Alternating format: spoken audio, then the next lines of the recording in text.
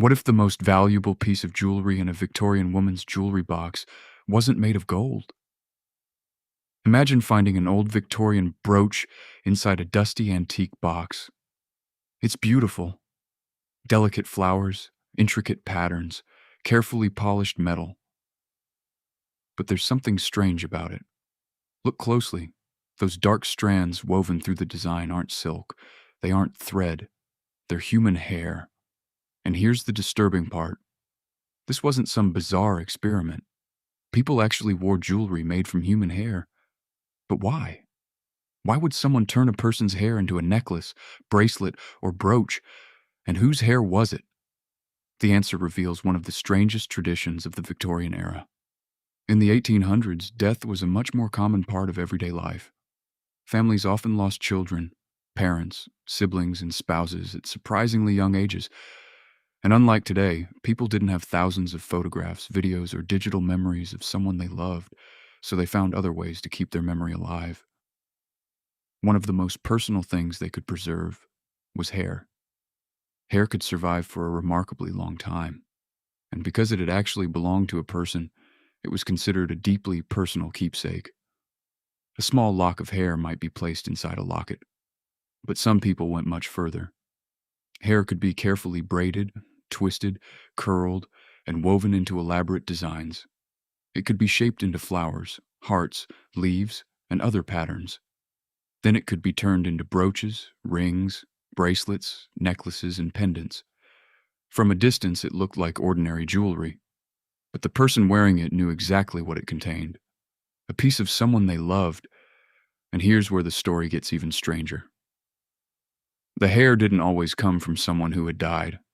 Friends, family members, and romantic partners sometimes exchanged locks of hair as personal keepsakes.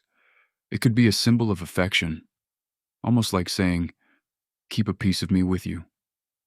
But when the hair belonged to someone who had died, it became something much more powerful. Victorian society had elaborate mourning customs. People wore black clothing. They preserved photographs. They kept letters and personal belongings, and sometimes they carried the deceased person's hair with them.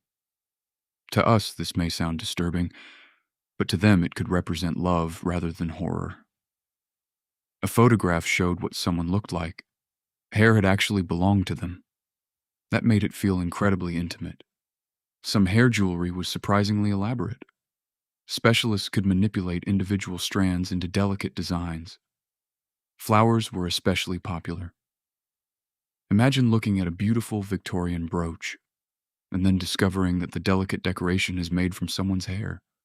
But perhaps the creepiest part isn't how the jewelry was made. It's what happened to it afterward. Imagine a necklace containing someone's hair being passed down through a family. The original owner dies, the necklace goes to their child, then to their grandchild, and eventually, nobody remembers whose hair is inside it. The jewelry survives, the person doesn't.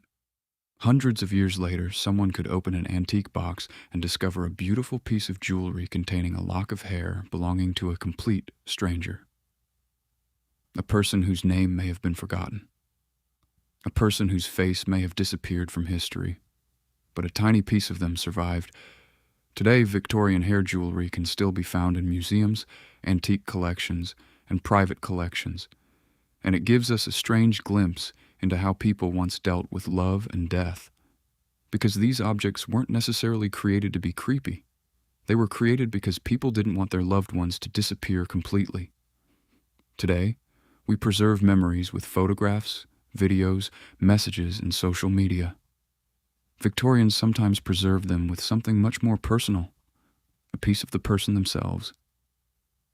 So if you ever find an old Victorian locket or brooch, look closely, because underneath the gold, there might be a secret hiding in plain sight, human hair, and behind every strand, there was once a person who lived, loved, and eventually disappeared from the world. But someone loved them enough to carry a piece of them forever.